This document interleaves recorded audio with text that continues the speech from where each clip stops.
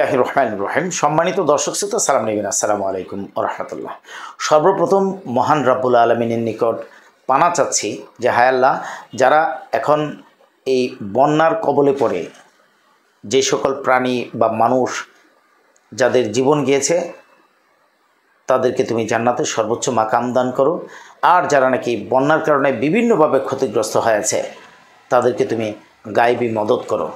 আর আমরা যারা আছি সবাইকে এতটুকু পরামর্শ দিব যে আমাদের নিজ নিজ অবস্থান থেকে এই বন্যাবাসীর পাশে দাঁড়ানো উচিত, পাশাপাশি এই শক্তিও সঞ্চয় করা উচিত যারা বিনা নোটিশে বিনা জানানোতে আমাদেরকে পানি ছেড়ে দিয়ে এই ধরনের হতাহত বা ক্ষয়ক্ষতির সম্মুখীন করেছে, তাদেরকেও আন্তর্জাতিক আদালতে বিচার করা হোক সেই দাবিও তোলা উচিত।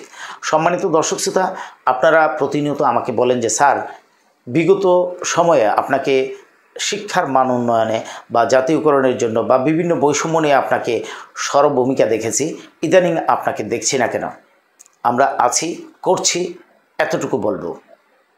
তাছাড়া যারা করেছে তাদের কথাটা বলি। জাকির স্যারের নেতৃত্বে শিক্ষক সমিতির ঐক্যজোট তারা কিন্তু ইতিমধ্যে মাননীয় শিক্ষা উপদেষ্টার সাথে সাক্ষাৎ করেছেন এবং মাননীয় শিক্ষা উপদেষ্টা তাদের কথাগুলো খুব মনোযোগের সহিত শুনেছেন এবং তাদেরকে আশ্বস্ত করেছেন যে শিক্ষার মান উন্নয়নে যা যা করা দরকার সব কিছু করা হবে এবং পরবর্তীতে যখন এই সকল বিষয় নিয়ে বসবে শিক্ষক নেতৃবৃন্দদেরকে ডাকবে। তাদের সেই 9 দফার মধ্যে যদি আমাদের বড় একটা সমস্যা হলো বাড়ি ভাড়া, তা যদি থাকতো আমরা হয়তোবা খুশি হতাম। তাছাড়া বাংলাদেশ বেসরকারি শিক্ষক কর্মচারী ফোরামের একটা অংশ আজকে মাননীয় শিক্ষা উপদেষ্টার সাথে সাক্ষাৎ করেছেন।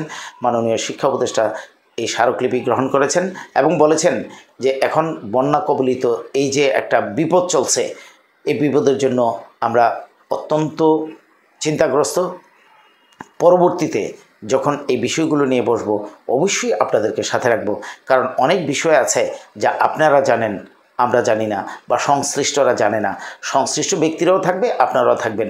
আপনাদের পরামর্শক্রমেই আমরা সেই বৈষম্যগুলো দূরীভূত করব। সম্মানিত দর্শক শ্রোতা, কথায় নয় কাজে বিশ্বাসী। আমরা যে কাজ করছি তার কিন্তু বহিঃপ্রকাশ ঘটছে। মাননীয় প্রধান উপদেষ্টা ইতিমধ্যে বলেছে যে শিক্ষায় আমূল সংস্কার করা হবে।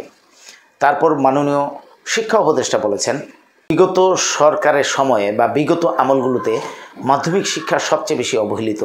আমরা এই বিষয়টা জানি এবং তার উত্তরণ ঘটাতে হবে, এটা আমরা মনে প্রাণে বিশ্বাস করি। সম্মানিত দর্শক শ্রোতা, তারা যে কথাগুলো বলছেন এখন কিন্তু আর কোনো আমলাতন্ত্র প্রাধান্য পাবে না। তাদেরকে বিষয়টা বোঝাতে হবে, তাদেরকে বিষয়টা জানাতে হবে যে জাতীয়করণ করলে কোনো টাকা লাগে না, বা টাকা লাগলেও স্বল্প যে টাকা, এই টাকাটা রাষ্ট্রের কোষাগার থেকে তারা বিনিয়োগ করলে জাতীয় উপকৃত হবে, শিক্ষার্থীরা উপকৃত হবে, অভিভাবক উপকৃত হবে, দেশ উপকৃত হবে, শিক্ষকরা উপকৃত হবে। এই বিষয়টা তাদেরকে জানাতে হবে এবং এই জানানোর জন্যই আমরা দ্রুত দৌড়াচ্ছি, এখান থেকে ওখানে যাচ্ছি, কার কাছে যেতে হবে।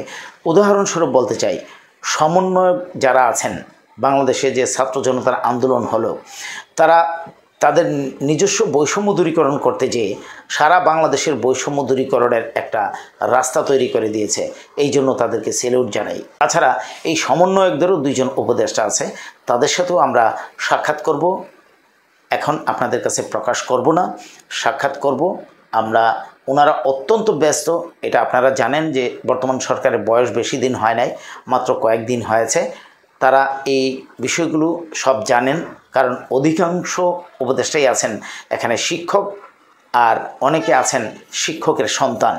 তাই তারা এই বিষয়গুলো খুব কাছ থেকে দেখেছেন, জানেন। তারা এই বৈষম্যগুলো দূরীকরণ করবেন, এটা আমাদের বিশ্বাস। আমলাতন্ত্র এখন আর কোনো বাদ সাধতে পারবে না।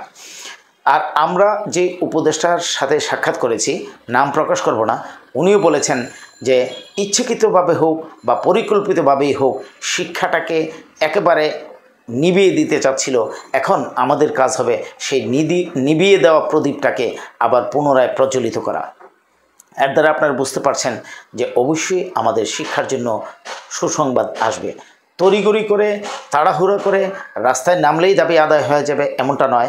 ইতিমধ্যে আপনারা সমন্বয়কদের মুখ থেকে বক্তৃতা শুনেছেন যে আপনাদের কোনো দাবি দেওয়া থাকলে আপনারা সরাসরি মাননীয় উপদেষ্টাদের সাথে সাক্ষাৎ করে জানান, অথবা আপনারা আমাদেরকেও বিষয়গুলো জানাতে পারেন। আর যদি আমাদেরকেও না জানান, মাননীয় উপদেষ্টা মণ্ডলীদেরকেও না জানিয়ে আপনারা রাস্তা দখল করেন, তাহলে বুঝতে হবে যে আপনারা কারো এজেন্ডা বাস্তবায়ন করতে এসেছেন।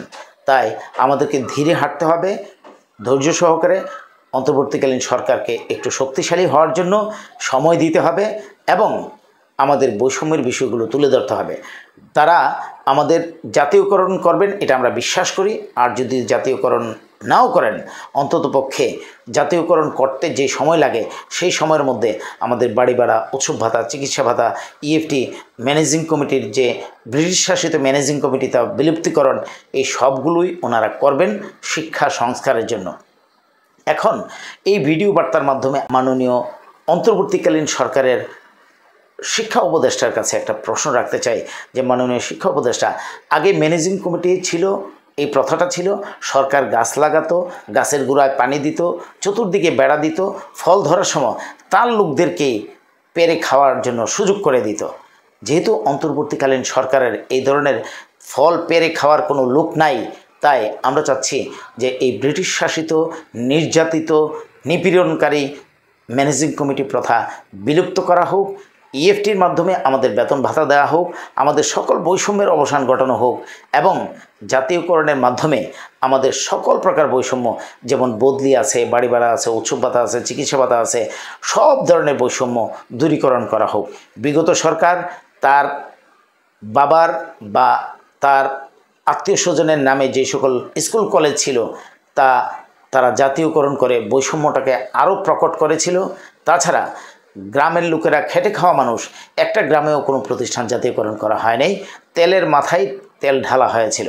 আমরা চাই যে সরকারের শুভবুদ্ধি উদয় হোক এবং আমাদের সাথে বসে সকল বৈষম্যগুলো আমাদের কাছ থেকে জেনে তারা যেন দ্রুত দূরীকরণের ব্যবস্থা নেন, সেই চেষ্টা আমাদের অব্যাহত আছে এবং থাকবে।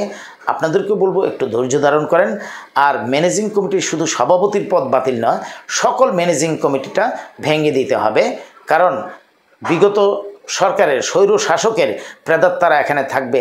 বা আপনারা আমলাতন্ত্রের মধ্যেও বিভিন্ন সরকারি দফতরে সেই স্বৈর শাসকের প্রেতাত্মাদেরকে রেখে আপনাদের ইস্পিত লক্ষ্যে আপনারা পৌঁছাতে পারবেন না, যার ইতিমধ্যে স্বাক্ষর আপনারা দেখেছেন।